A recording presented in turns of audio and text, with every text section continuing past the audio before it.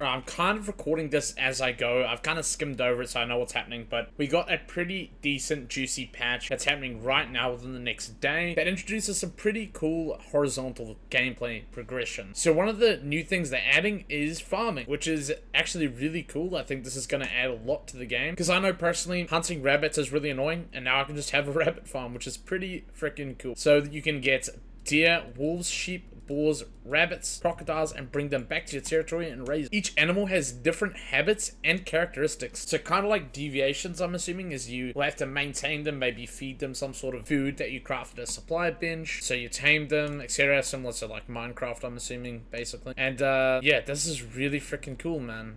Some animals can even help you. That'll be interesting. It's kind of like more natural deviations in a way. In an upcoming September update, will even allow you to breed animals to obtain rare and unique critters. So this might be a way to get new deviations as well in the future. They've revamped fishing. I don't really care about fishing, but here it is. If you guys care about fishing, you can read through that. Again, I'm going to have the patch notes channel linked in the description so you guys can check this out for yourself. There is a new wilderness game mode by the looks. Oh, this is really cool. Is this PvP? Fuck yes. Another PvP event. Actually fucking cool. Locations are random settlement in Chalk Peak, Lone Wolf Waste, or Blackheart region. The game mode lasts for 20 minutes. Sproutlet will start spawning 5 minutes. Dude, we're getting PvP. We're actually finally getting PvP. Holy shit. 10v10, I think. Or it's teams. It's teams. I don't know the team size. Massive PvP team-based game mode for Sproutlets that takes place in the points of interest, like in the towns. Oh, dude, they're actually listening. Holy fuck. And we get Ancient One's Trial. This was actually hinted at in the game. So this is like a more sort of boss-like events. I kind of like Manibus, I believe. Yeah, that's really cool. Love that. Mod conversion. Nice. We knew this was coming. This is fantastic. Controller supports. We already knew this was coming. I know some people are keen for that. That's cool, I guess. Always love opening the game up for accessibility. Cross-server character paid content. We also already knew this was coming. Server invitations. Special invitation codes are now available. If a server is full, players already on the server can find their special invitation code on the player info screen. Oh, is this a way to get around locked servers? Holy fuck. Wait, so you can invite your friends to locked servers. That's really cool. That's really nice. That is really freaking nice. Love that. Some servers will soon be changing seasons for the first time. The following is some useful information regarding Once Human season system. So this is just a repost of what we already know. This is awesome, bro. Yep, so we already knew that the temperature survival mechanics was coming alongside weather. Also in the works are a scenario with unrestricted PvP and a longer season cycle, as well as a perpetual scenario. So this is the PvP rework I was talking about coming in November in my last video. Really freaking cool. Season optimizations. In the upcoming season, we are releasing a new scenario with higher difficulty. I knew this was coming. I freaking told you guys, man. So, those are some nice looking skins though, but I knew this was coming. So basically, as soon as Manibus and Evolution School end, you will be able to sign up for a harder difficulty of that season with new gameplay mechanics. This is freaking awesome, man. I knew this was coming. Include 2 combat environments, with each environment containing different cradle override combinations, super anomaly types, exclusive blueprints, and calibration blueprints. There are also 2 combat difficulty levels for this scenario, normal and hard. On hard difficulty, deviants, dungeons, and other challenges will be tougher but yield more rewards. Oh, we're actually getting hard mode now. I see you. You may choose whichever combat difficulty level you prefer. Fuck yes, dude. When the season enters its settlement phase, your personal territory and vehicle's mobile territory will be automatically saved as blueprints for the use in the new season. New shop arrivals, that's great. The lift skin looks really nice, I like that. New hairstyles, great. Another skin set, very Fortnite-esque. Yes! The fucking fire skins are here, bro. These look sick, man. I really like these what do you call it, skins here. Event updates. Wilderness Express, yep, we know this is coming. Any PvP changes? They're adding the grid system. We knew this was coming. This is fantastic. Slightly increase the length of the high level cargo conquest matches. Awesome. If a meta is defeated while carrying a chaotic cortex, the chaotic cortex will no longer drop as status flowers, but as a chaotic cortex model that can be more easily noticed by other metas. Wow, okay, wait. Does that get rid of open world loots? Oh no, it drops separately from the loot, sorry. Deviation optimizations, that's great. So it looks like they've just changed some stuff here. Balance changes for PvP, nice. Different builds have different cradle trigger conditions, especially in PvP. So we have adjusted the difficulty of triggering certain cradles to ensure balanced gameplay across different builds. Deadly combo, after hitting a weak spot with bullet effects, and now after triggering bullet effects. Okay, so that one didn't really change much. Power surge, that got a little bit of a change. The current PvP scenarios have overly powerful damage reduction builds. The prolonged knockdown times negatively impact the PvP experience. Thus, we've adjusted the cradle's damage reduction stats accordingly. Cool. Okay, that's nice, I guess. After rolling damage reduction 15% for 4 seconds. Now, after rolling weapon damage reduction plus 15% and status damage reduction plus 15%. Nice. Brawl boost. Before, damage from humans 20%. Effect halved after feeding a human player. Okay, from now the effect is halved after damaging a human. So that makes it worse. This one is worse. That's actually a defensive nerf. All Hunstmen boots are designed to simplify player controls, but these boots are too powerful in PvP, so we've slightly reduced their effectiveness in PvP. I knew it was going to be the first thing to get nerfed. I absolutely knew it was going to be the first thing to get nerfed. I knew it. I absolutely knew it. Before, yep, and after the bullseye, triggering the bullseye, the next one bullet hitting a marked target will count as a weak spot hit, even if it doesn't hit the weak spot. So what did they actually change? Wait, after triggering the bullseye, the next one bullet will count as a weak spot hit. After triggering the bullseye, the next one bullet hitting a marked target will count as a weak spot. Oh, because you could transfer it to a different target. That's right. That's still really strong, by the way. They haven't really changed it that much. Like, it's a slight nerf. It means you can't target hop with it, but it means you can still, you can't target hop anymore, but you can, again, shoot the same target and have it proc. Psychic kids, deviant flex along sides, health, run fast. I don't know what deviation that is. Is that one even in the game yet? Okay, melee attacks. Cool. They're just changing melee weapons, I guess, making melee more viable. That's great. Love that. Man, these are some fucking juicy patch notes. My god. Jaeger's still adding as I'm fucking reading, man. Chill. Oh shit. Wait, did Jaws get nerfed? Hang on. Okay, they changed crossbow a little bit, so we'll have to look into this a little bit more. Okay, so the defeat affix of Jaws doesn't match its trigger difficulty, making Jaws slightly... Bro, no way Jaws got it. What?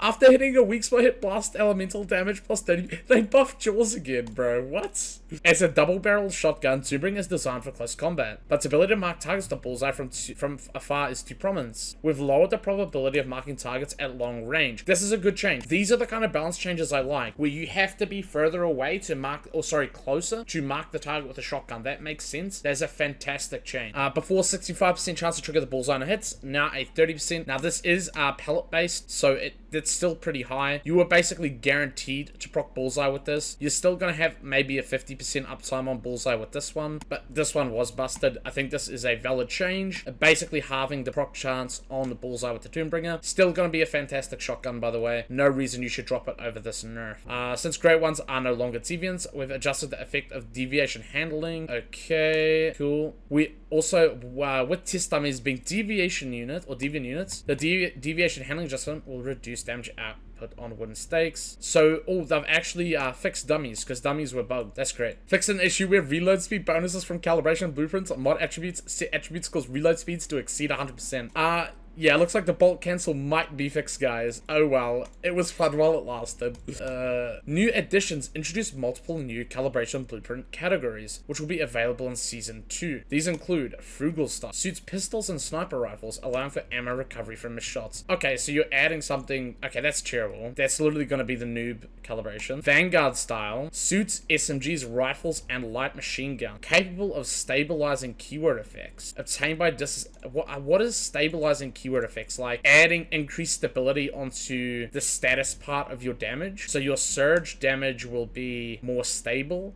If that doesn't really make sense. Interesting. Boost Style suits pistols and shotgun, capable of increasing keyword trigger probability through reloading. That will be interesting, especially on the Doombringer with its fast reload. That could be very strong. We'll have to check that out. Overflow Style suits pistols and light machine guns, allowing for overloading magazines based on shooting frequency. Obtained by disassembling gear. Okay, so I'm not too sure what this one is going to be useful for. Again, That kind of gives me frugal style, kind of noob calibration. Energy style suits SMGs and rifles, allowing for ammo recovery after being hits. This one could be good for fully auto builds in PvP if you have a high damage reduction. Other than that, I feel like, again, boost style, energy style, overflow style, frugal style, and maybe even Vanguard style are going to be pretty trash for PvP. Boost style, that could be pretty strong, however. What else have we? We've got a couple more here. Resonance suffix. Increases sustained damage output when dealing weak spot crit and elemental damage. Available on pants and gloves in the Prime War. Interesting. So this is exclusive to PvE servers. So that one is not relative to us. Battle suffix. Increases weapon damage and status damage in PvP. Interesting. Available on tops and shoes. Redeemable in the Sproutless shop and Evolution's cool. So they're allowing us to put weapon damage increase mods on our shoes, not just our tops. No, they're allowing us to put damage mods on our tops and shoes, which was formerly just on our glove. That's gonna be busted. We're gonna be one-tapping even more. Adjusted the acquisition method for keyword suffix mods. Okay, so looks like they increased maybe drop rates. That's great. Because of the high demand for the versatile keyword suffix mod, we've moved their acquisition to public crisis events, thus allowing players from all scenarios to get them. So PvP players will be able to get the best mods now. But I don't have any controllers. No. What? Adjusted the text description for heavy explosives. Adjusted the display of certain text changing. Okay, so they're just fixing text translation errors. Updating UI, that's great. Reduced energy link consumption, I don't think that really mattered. Most people are drowning in them. Improved material return notifications, great. Deviation, optimizations, and adjustments, where deviations would attack test dummies. Optimize the animation and visual effects of the Xeno Purifier, or the Samurai, aka Samurai. So maybe it's actually like you kind of see it blink now instead of it just teleporting around and one framing. That's nice. Digbees and Beavers added a new interaction with Rebecca. Cool.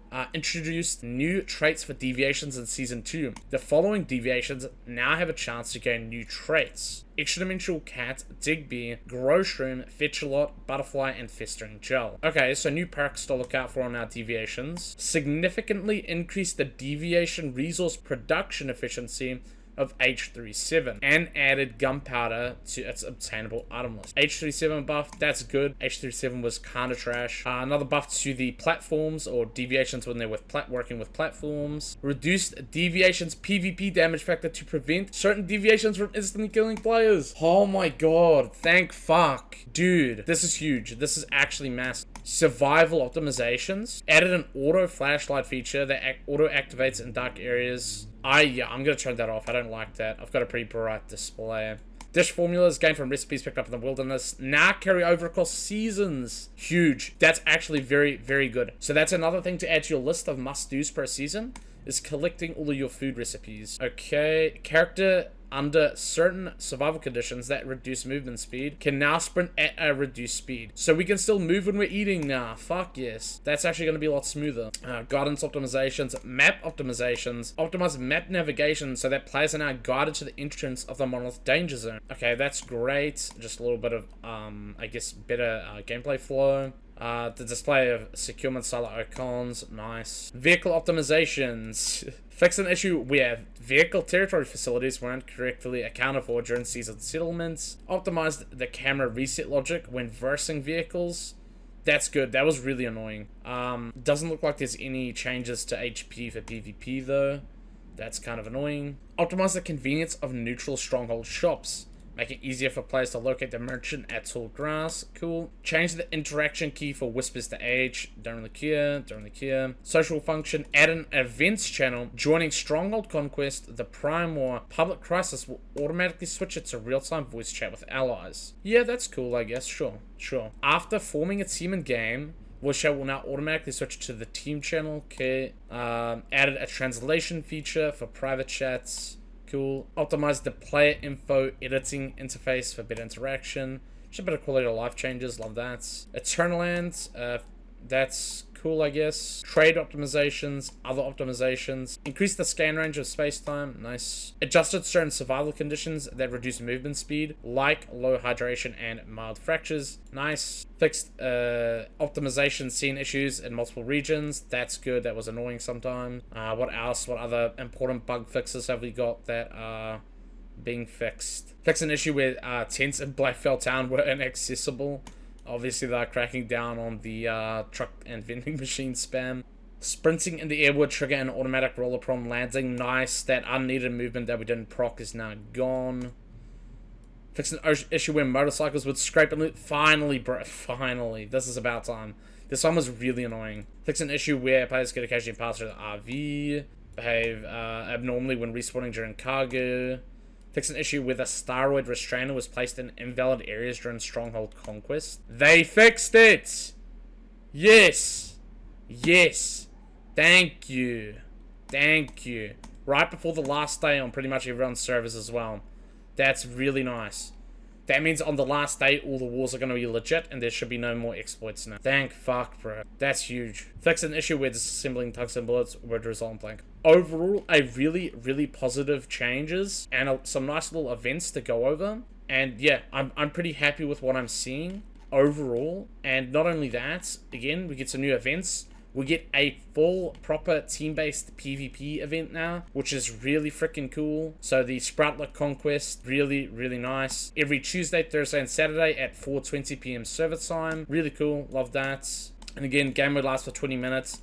Sproutlight will start spawning 5 minutes after the event starts. Very cool. That should hopefully promote more PvP. And yeah, I think that is pretty much most of the changes. We get another like boss fight events. Again, mod conversion unlocks. Awesome. That is fantastic. A lot of good changes here to read. And again, I'll link this in the description if you want to go into more detail. And again, this 22-minute video, we only briefly skimmed over it too. So awesome stuff.